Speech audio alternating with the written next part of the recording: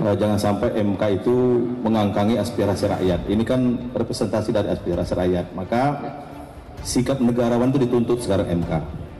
Dan yang kedua, sudah berapa kali orang menggugat Presiden Threshold, selalu bahasa MK itu open legacy pembuat undang-undang. Sama saja dengan sistem pemilu.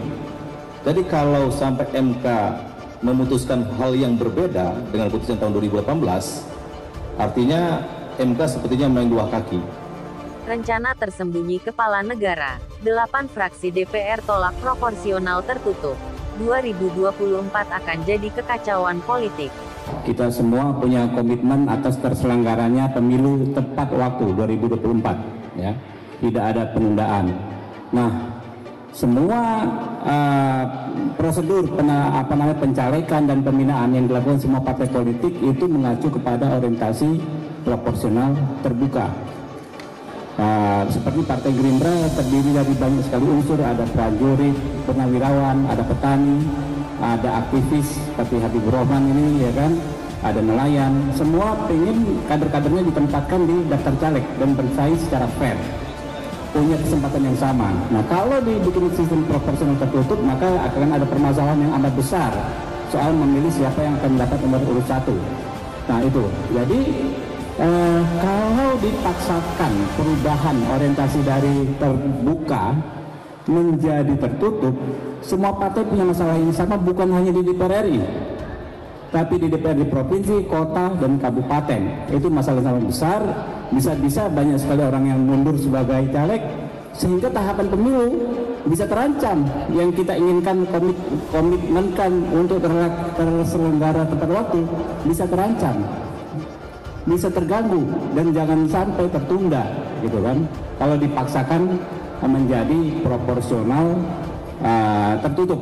Kalau memang orang itu sudah berbuat baik, rakyat itu akan dengan ikhlas memilih. Tapi kalau menggunakan sistem proporsional tertutup, waduh, itu mohon maaf kata ya, itu pasti yang terjadi adalah lobby-lobby kepada elit politik. Apakah di situ tidak ada transaksional? Pasti juga ada transaksional. Kata agama, rusaknya umat itu sangat tergantung dengan rusaknya pemimpin. Kalau rakyatnya tidak mau dipilih, nggak mau memilih, kalau nggak ada duit, berarti memang pemimpinnya itu nggak mau ikut rapat dan nggak mau bahas sesuatu kalau nggak ada duit. Yang pertama, Mahkamah Konstitusi itu dirancang sebagai peralatan negara, bukan peralatan kepala negara. Itu intinya tuh. Dan sekarang yang kita lihat adalah MK itu disuruh-suruh aja oleh kepala negara tuh. Karena proses yang di awal curigaan kita akan ada pembicaraan makan malam antara ketua MK dan Presiden Jokowi karena ikatan perkawinan tuh. Itu buruknya tuh. Dan kita ingin ingatkan bahwa MK jangan sampai di akhir masa jabatannya itu dinilai atau diingat sebagai perusak demokrasi itu. Itu yang sedang kita bahas sebetulnya di masyarakat sipil, bahwa fungsi MK ini betul-betul menghina akal sehat kita.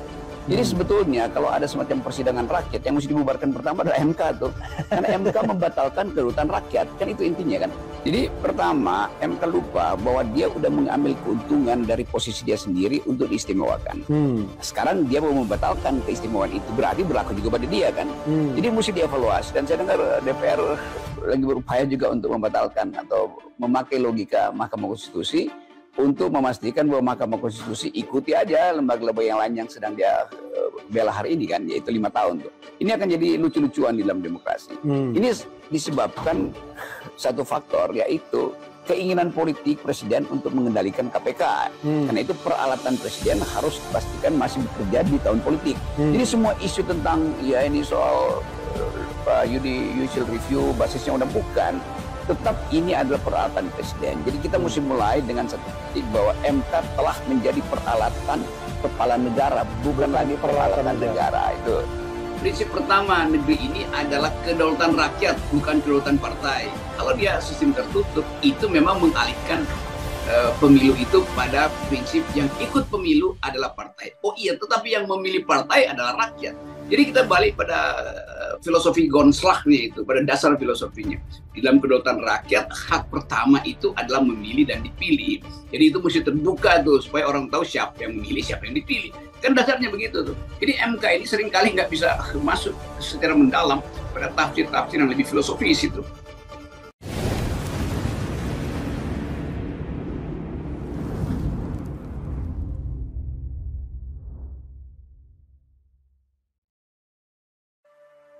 Polemik Denny Indrayana.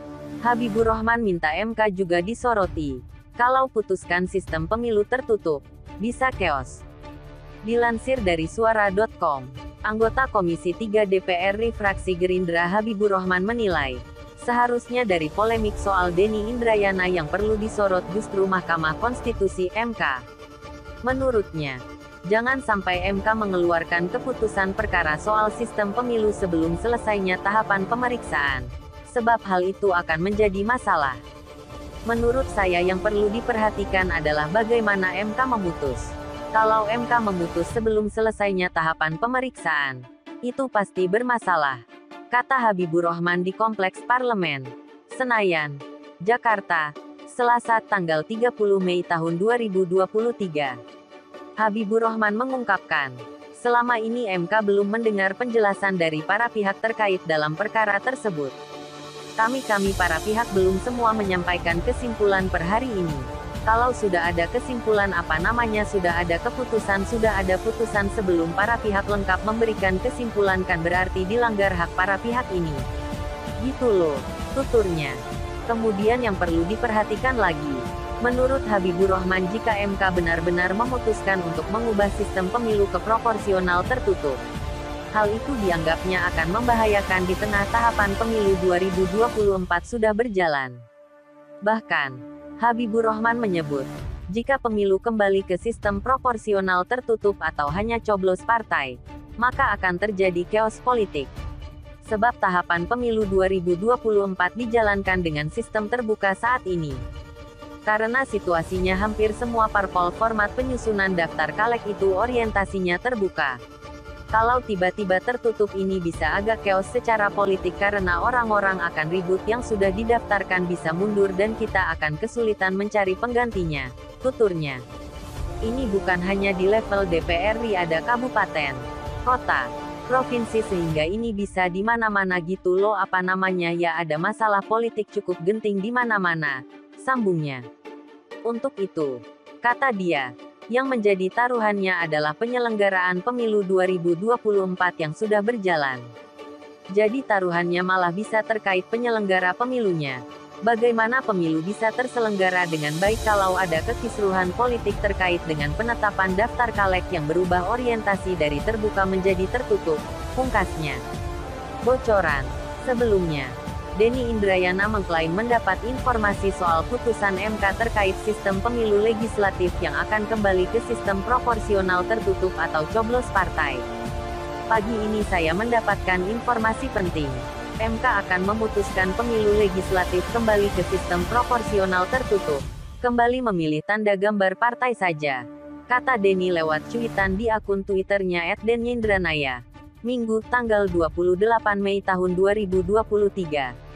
Dalam cuitannya, Denny juga sempat menyinggung soal sumbernya di Mahkamah Konstitusi. Meski tidak menjawab dengan gamblang, Denny memastikan sumbernya bukan hakim konstitusi. Menanggapi hal itu, Mahkamah Konstitusi buka suara terkait isu kebocoran hasil putusan terkait sistem pemilu. Juru bicara MK Fajar Laksono membantah dugaan kebocoran informasi putusan perkara nomor 114 PUU XX 2022 terkait gugatan terhadap sistem proporsional terbuka pada UU Pemilu. Dibahas saja belum, ujar Fajar sebagaimana dilansir Antara dari Jakarta, Senin tanggal 29 Mei tahun 2023. Fajar menjelaskan bahwa berdasarkan sidang pada Selasa tanggal 23 Mei tahun 2023, para pihak akan menyerahkan kesimpulan kepada Majelis Hakim Konstitusi paling lambat pada tanggal 31 Mei tahun 2023 pukul 11 waktu Indonesia Barat. Setelahnya, Majelis Hakim akan membahas dan mengambil keputusan atas perkara tersebut.